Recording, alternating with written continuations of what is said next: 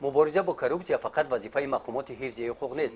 در این مبارزه تمام اهل جامعه، هر یک شهروند و جامعه شهروندی نیز باید بی‌طرف نباشد.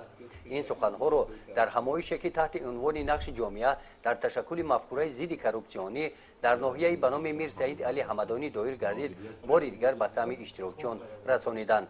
در برآمد کارمندان مقامات های حفظ حقوق، نمایندگان مقامات اجرایی حاکمیت دولتی ناحیه، کارمندان حزب، نمایندگان دین قید گردید که تنها در همکاری با اهل جامعه ما می توانیم سطح کورپسیا را کاهش دهیم.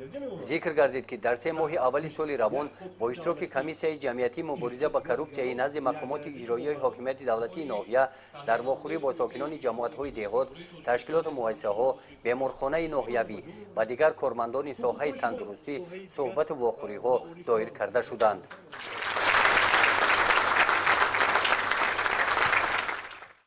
коррупсия را اصلا اهل جامعه و تمام دولت‌ها باید پیشگیری کنند که علل خصوص ما جوانان که بسیارتر در بین امیان رشوه و رشوه‌خوری بسیارتر کمتر شود و این پیش این ضرورت نامطلوب گرفته شود.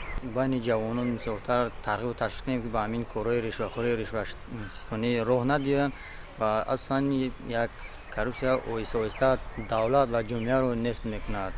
در همایش تاکید کرده شد که برای تامین ولایت قانون، ترتیبات حقوقی، حفظ ثبات و آرامی جامعه، حمایه حقوق و آزادی‌های انسان و شهروند، منفعت‌های دولت و جامعه، مقامات‌های حفظ حقوق در همکاری با جامعه همیشه آماده هستند که پیش راه قانون و رانکنی‌ها را گیرند.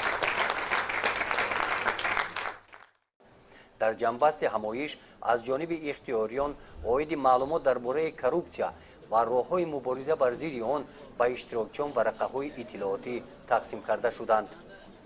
گزارش خوجا نظریف، خدای نظر ظهورов از ناحیه به نام میر سعید علی حمدانی برای برنامه اطلاعاتی نوید.